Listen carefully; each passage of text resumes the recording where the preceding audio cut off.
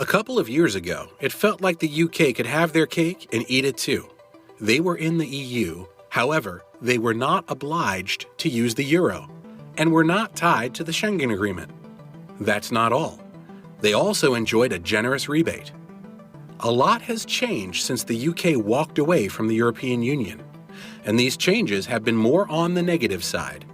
Some of these challenges are lower investments, a reduction in economic growth, and the pound losing value.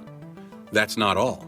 Some economic experts believe the GDP of the UK would have been higher if it had remained in the European Union. Well, from an economic point of view, the UK is not where it should be, and lots of economists have blamed this on its leaving the European Union. Since the UK's exit from the EU is considered the reason for some of its economic woes, there is currently a strong push for getting back to the European Union. There might be no guarantee that rejoining the EU will make the UK's economy better. Nonetheless, it's believed that leaving the EU wasn't the right move. We will go on with this video in a moment, but in the meantime, kindly smash the like and share buttons. Also, subscribe to this channel if you're new here. Moving on. How easy will rejoining the EU be? The UK is looking to get back to the European Union, but it doesn't seem like this will be easy. You see, before leaving the European Union, the UK had some form of special treatment from the EU. Interestingly, to get back into the EU, it might have to forego any special treatment. If the UK rejoins the European Union, it might have to forget about the rebate it enjoyed. Additionally, dealing with a single currency and embracing Schengen like other countries in the EU might be some of the conditions. Right now, some people believe the UK's economy will do better if it rejoins the European Union. Sadly, not everyone believes this. There are questions about what rejoining the EU will do for the UK. Will it make its economy better? Or will things get worse? What's the outcome of rejoining the EU? The outcome of the UK rejoining the European Union is a major debate. However, it is not the only cause of debate in Europe. There's also the issue of Scotland joining the UK even if the UK doesn't. As it stands, there might be obvious positives to the UK joining the European Union again. But one major disadvantage would be the loss of monetary policy independence by the UK and Scotland. The interest rates for all nations in the EU will be set by the ECB. You see, this in itself might not be a problem, but it isn't exactly great for the UK. These interest rates might be too high or too low. If the lack of autonomy over interest rates was all that the UK had to deal with after rejoining the European Union, maybe that wouldn't be much of a problem. But you see, this is not the only problem. Another problem is the absence of exchange rate flexibility with the euro. The pound's value will have no room for fluctuation when there's inflation. Folks who are new to the economic realities in Europe might not exactly understand how grave things can be for the UK if they rejoin the European Union. However, if you were around during the Euro crisis of 2012, you probably understand what could go wrong and how bad things can get. There was a bit of an economic challenge in Southern Europe in the early 2000s. There was a lack of competition among some countries just because the inflation they were experiencing was higher than that of Germany. Since inflation was an issue, their exports lost competition. That's not all. There was a recession in 2010, and this recession affected countries like Spain, Portugal, and Greece significantly.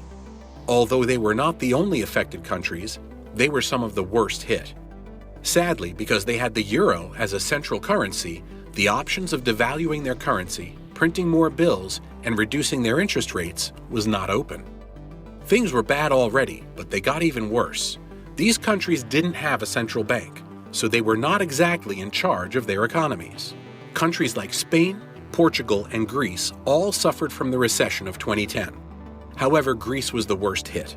The recession it suffered was worse than that of the 1930s.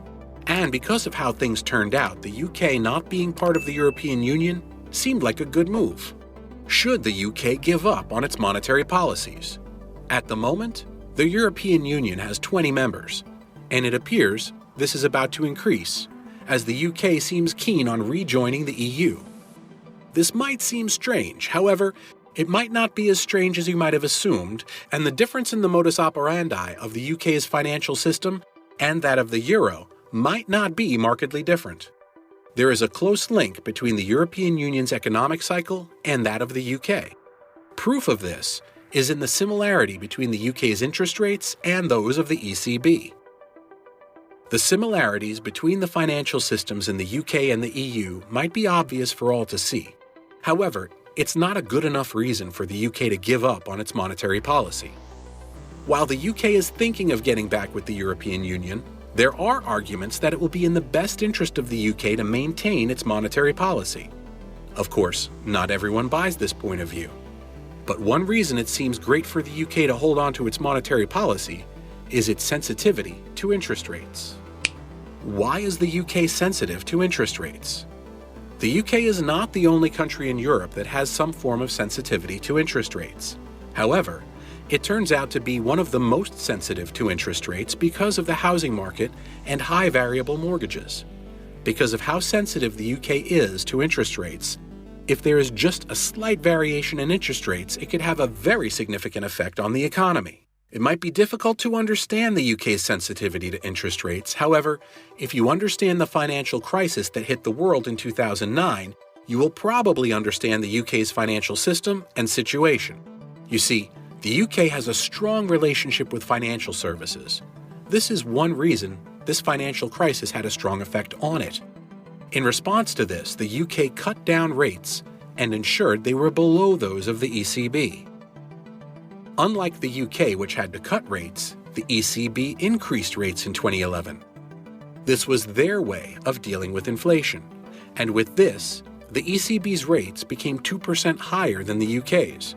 It might not seem like 2% is a lot, however, the fact is that it is a big deal. Well, the UK wasn't affected by this because it had an independent monetary policy. In the absence of this, it would have been greatly affected. What does the UK stand to benefit from joining the EU? The UK was probably not keen on rejoining the EU because it did not lose too much while on its own. Since it didn't lose much from not being part of the EU, it might be difficult to understand what it could gain by rejoining the EU. Well, all countries in Europe that are part of the European Union get to enjoy the benefits of being a part of a single market. And this is what the UK will also enjoy. The pound suffered a degree of post-Brexit devaluation, and this is something that the UK can fix by being a part of a single market. This is more important than lots of people understand. You see, the devaluation of the pound played a key role in the inflation suffered in the UK. This will ultimately lead to a reduction in the price of food and even import prices. That's not all. It will also significantly increase labor productivity. The benefits of rejoining the European Union for the UK are not just economic, they're also political. And one political benefit of rejoining the European Union is the free flow of labor. This will provide a strong workforce, filling various vacancies in the process and ultimately leading to productivity.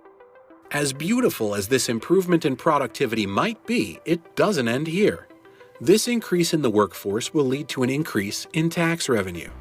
But it's not all shades of benefits for the economy.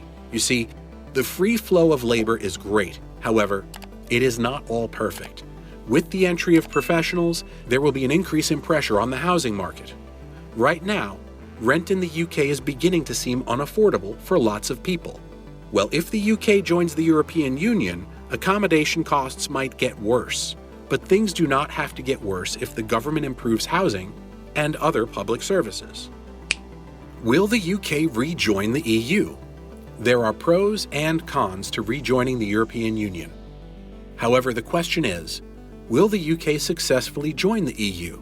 Right now, it might not seem like rejoining the European Union is something the UK is keen on.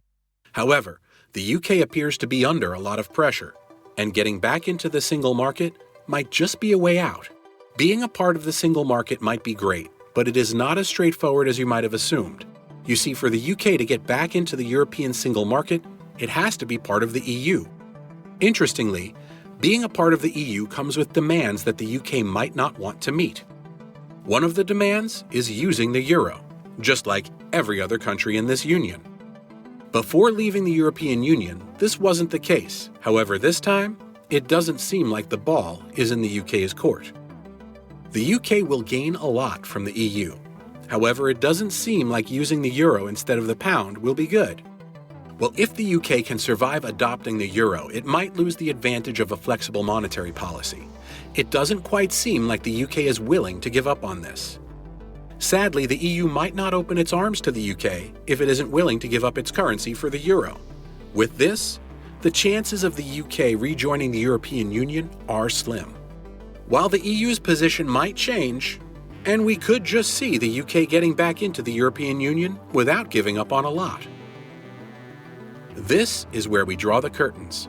Thanks for going all the way with us. See you in the next video.